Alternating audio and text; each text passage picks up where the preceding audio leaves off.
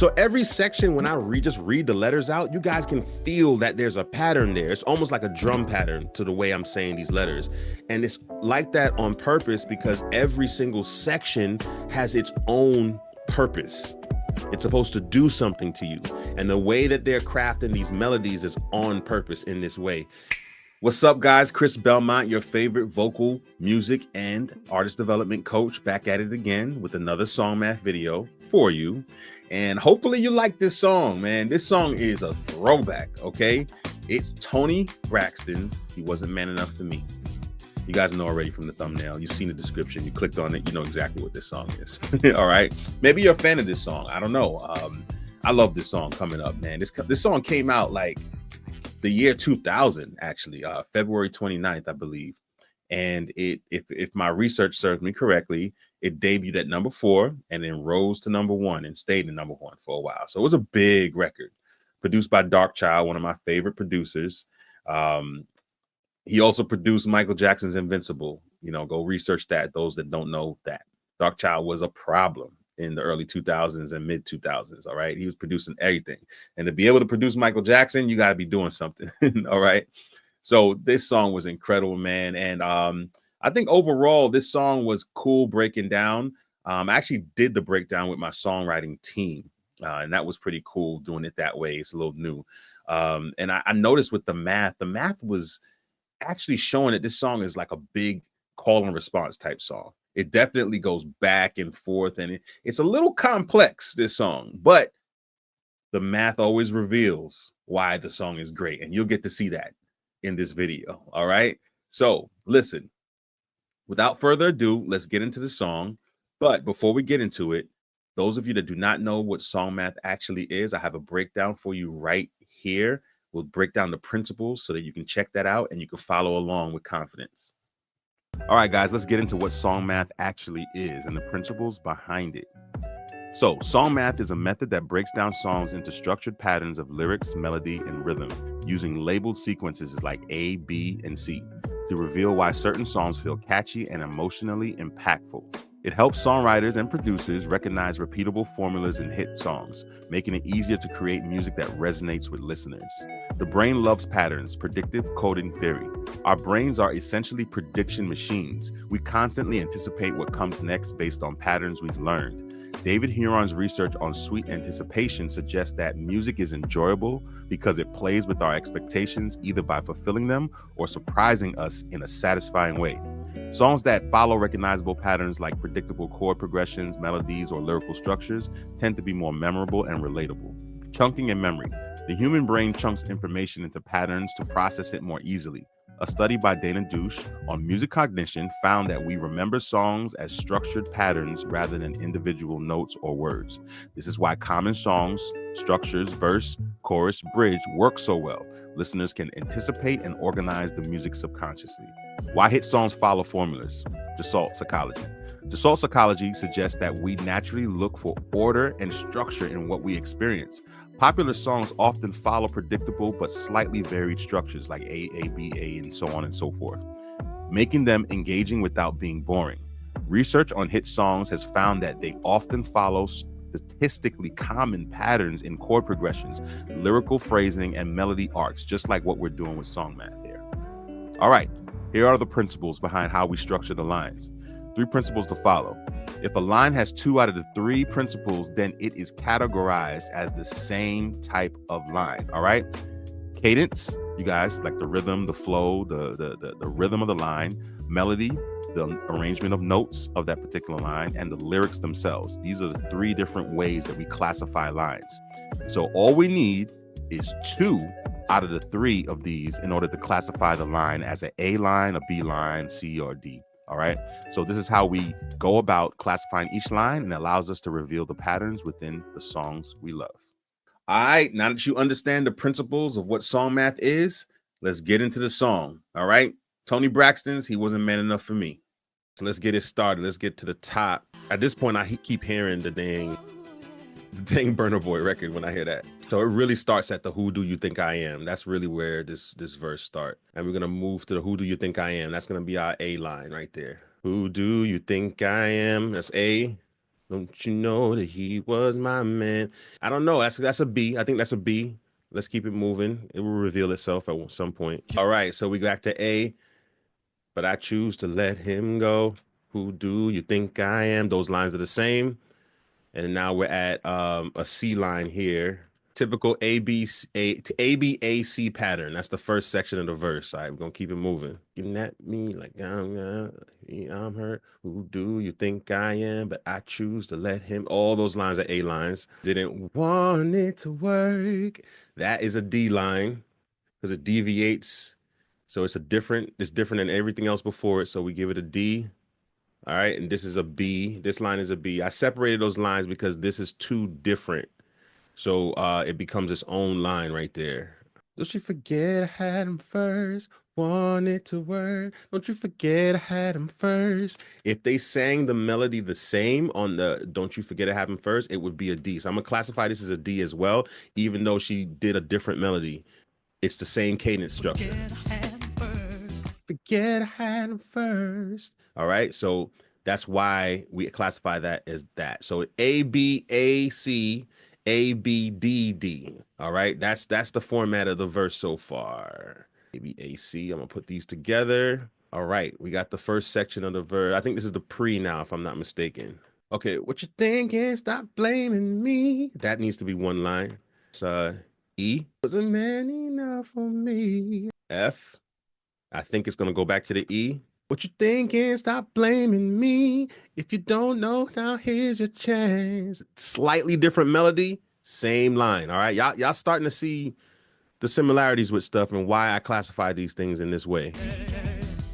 I've already had your man. So this is gonna be one section. Those four lines. You ain't enough for me. All right, and then we go.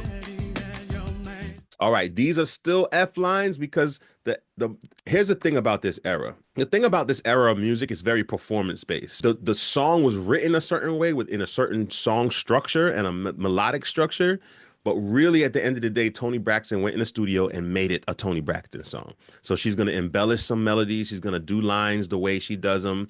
If you guys had remember when I did what song was it? I can't even remember. It depends on whoever's singing the song will sing it the way they sing it. The lines get classified differently in certain places because the artist chose to sing it a certain way. Okay, so we're gonna classify these two F lines, which is the response, Toni's responses to the backgrounds. We're going to classify them both as Fs. All right, here we go. So we at G now. I heard that melody before. Where did I hear that before? Now it's time to know the truth. I'm tripping. Maybe I'll go back at some point, but let's just classify this. Now it's time to know the truth. I think he's just a man for you. I think that's the same melody. I think he's just a man for you. She did a run on top of the melody, but that's the same melody as the line before. Now it's time to know the truth. I think he's just a man for you. So this is where we are in the pre. E, F, E, F, E, F, G, G. Okay? So here's the thing. Y'all noticing a trend here, right? There is a certain cadence to the lines. It's one thing to have the lines themselves have its own cadence, but the patterns have their own cadence as well. So like for instance, the first verse, A, B, A, C, A, B, D, D. That almost rhymes when I say that, right? But then we go to the pre, E, F, E, F, E, F, G, G. Okay, so it's like E, F, E, F, E, F, E, G. So and it's like that, I can tell already because there's like a call and response nature to the pre. So it already has this like totally different approach to the pre. And the reason why we call it so because it's a pre, it's gonna have that function. And the function of the pre is to get you ready. Yes, thank you, Derek. It was Marvin Gaye's and Gladys Knight. Heard it through the grapevine. Thank you, Derek. Appreciate that. They both cut and recorded Heard It Through the Grapevine, and they did it in their own way. So certain lines were sung differently with the Gladys Knight version as it was with the Marvin Gaye version. So that's where I was going with it. But is the performance, the level of performance in this era was like very theatrical, very like I'm making it mine. I'm gonna sing it a certain way. So this is why it's the way it is. All right, so we're gonna already move that to another line. So what are you thinking? What are you thinking? So now you see the F, G, H. We're at H. So this is gonna be the H line. Did you know about us back then? We add an H again, same melody. All right, this is gonna be an I line. Trifling. Trifling. These two girls going back and forth. Breaking hearts, absolutely. They had the audacity in this era, absolutely. And singing about it. Like, I took your man and what? I dumped your husband and what? He old news. All right, HHI. I'm not thinking about him. That's a background. Big girlfriend. J. I'm not thinking about him. What are you thinking? But you married him. Did you know about us back then? All right. So all of those lines are the same. Now, the second H line in both sections here, did you know about us back then? Play that real quick. Okay. That husband line is different. So that's why we call it an I. So these two sections are exactly the same. All right. So H-I-I-J, with me would be the J. Okay, that's what I was confused about real quick. Okay, all right. H-I again, and then J. He wasn't man enough for me. All right, so I'm not thinking about him is different. All right, so the he wasn't man enough. Okay, this is the interesting thing about this song. He wasn't man enough for me. J-K. This would be a L, okay? Let me move this chorus down here so we can see it all together. So the chorus right here basically is H-H-I-J-K, H-H-I-J-L. You see that? You see the pattern? This is not me like, bullshitting and just like making it what I want it to be. This is literally what the math is revealing. The math is revealing there's a pattern there. All right. And the patterns all are unique to each section. The chorus, A, B, A, C, A, B, D, D. All right. The pre, E, F, E, F, E, F, G, G. Got it? Now the chorus, H, H, I, J, K, H, H, I, J-L. So every section, when I just read the letters out, you guys can feel that there's a pattern there. It's almost like a drum pattern to the way I'm saying these letters. And it's like that on purpose because every single section has its own purpose. It's supposed to do something to you. And the way that they're crafting these melodies is on purpose in this way. And it's cool to see, because it has a ring to it. What are you thinking? Did you know about us back then? Do you know I dumped your husband? Girlfriend. I'm not thinking about him, but you married him. Did you know I made him leave? Did you know he begged to stay with me? He wasn't man enough for me. So now this he wasn't man enough for me is the tagline for the song. That's what you call the hook. Nowadays we call the chorus the hook, but really the hook is that line right there. He wasn't man enough for me. That's the line that everybody says. And usually they title the song that line. Sometimes they don't. This is a trifling song, bro. Okay, this is back to A, B, A, C, I believe. All right, let's check our work. Didn't he tell you the truth? Listen, she starts with listen girl in each verse. Okay, who do you think I am? All right, and then the next listen girl. Same lines, all right? We just checked our work, so that's both an A line. If not, then why don't you ask him? Then maybe you can be more into him instead of worrying about me. I didn't realize how trifling this damn song was. God dang. Yo, she's going in. Need to be more into him than be worrying about me. Somebody experienced this in this writer's room. Somebody went through some things. Stepping on necks, absolutely. Mad disrespectful. Absolutely. What the hell? All right, let me make sure this line is what it is. In the first verse, it was A, B, A, C. I think it's the same. Let me just make sure. Okay, let me check my work. First verse is A, B, A. Oh, yeah, it's definitely a C. Definitely a C for sure. All right, we back at the pre. Okay, love didn't count. So we back at A, B. His love didn't count. Let's see what that first verse is doing. Oh, it's the same thing. A, B, D, D. Okay. All right, A, B, D, D. All right. All right. So that is basically what I said in the first verse. Again, she embellishes the melody, but they're both D lines. So it's same thing. So now we're back to the what are you thinking? Let me check this version of what are you thinking, which is the pre. I'm going to check it up here where we already did the song math. It's just to make sure it's the same. E, same thing.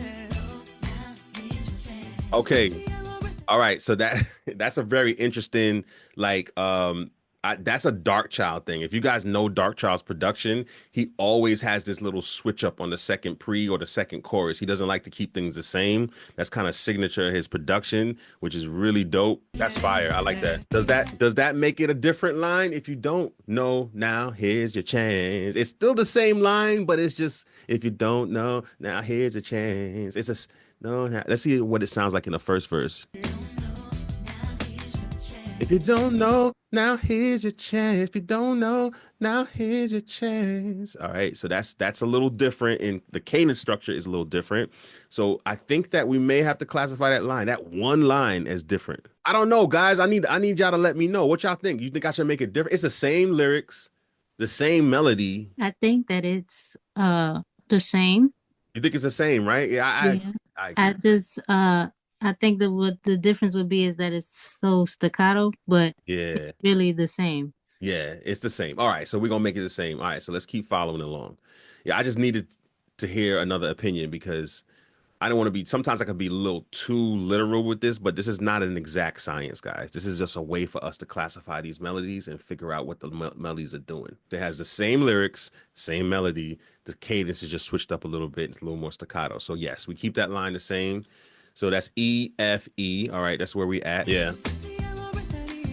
See, she embellished the melody, but it's still an F. All right, so I'm just gonna copy this section one more time. I don't want to do it without listening to it first, but it is basically the same thing. This is all the same, so we're just gonna do that. And then the chorus most likely is the same, but let's listen to it real quick. Same thing, just ad-libbing on top. Okay, so we just repeating the chorus from here. All of these choruses are the same.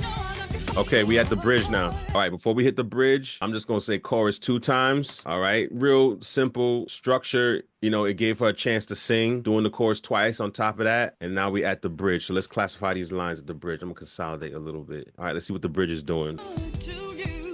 All right, so we're gonna have to separate these. So, okay, a lot of times when I copy these lyrics from the internet, they're just written in literary style. They're not really written in musical sense. So I like to break these lines up based on what the melodies are doing. So I'm gonna go back and tell you how I'm gonna break these up. So many reasons, pause, why our love is through. All right, so that is 2 different melody lines right there. So many reasons why our love is through. All right, so that's that. And I'm gonna tell you why in a second why I broke this up. And now we at M now. All right, he'll be good to you. There's again, she's embellishing the melody, doing her thing.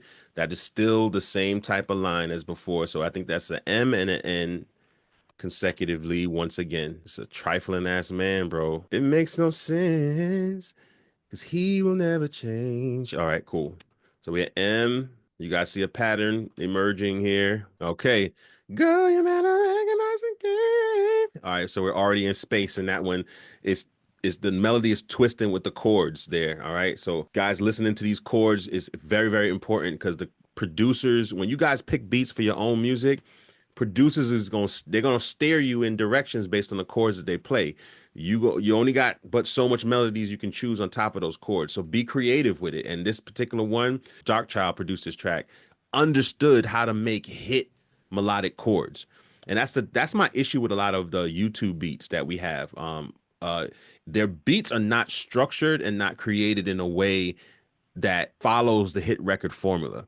And some cases it's loops that a lot of these producers are messing with, and they're not structuring, because you can still mess with loops, but you got to understand that you can't keep the same thing all the way through. That's for rappers. Rappers can do that. And in a lot of cases, some rappers are waking up to having melodic structures in their music as well too. You got to be able to lead, especially with the bridges, lead a singer somewhere as a producer. And as a singer, you got to pick the type of beats that lead you somewhere, or else it'd be too boring. MNMNMNO. Got it? That's the bridge. Let's check our work real quick. All right, you guys know where this goes from now. A bunch of choruses over and over again. Fire record, fire record. And that's one thing about R&B music. Tone is king with R&B music. You can have vocal ability, but tone is king. And being able to accentuate your voice on that tone is super key. Super duper key. All right, all right. That was Toni Braxton's He Wasn't Man Enough for Me. Listen, trifling song. They did a great job nailing that whole concept of that song. And the math revealed why that song is what it is. All right. So listen, if you guys are interested in delving a little bit deeper into SongMath, learning the concept a little bit more for yourself, and you want to tap in with me concerning that link below, you see it on the ticker down here. All right. I already have it down there, but I also have it in the description, the link to actually book your free workshop. Okay. Looking forward to seeing you guys in that free workshop. And like, share, subscribe, do all the YouTube stuff, you know, all of that on this video if you appreciate the breakdown and appreciate my content. And until next time, peace.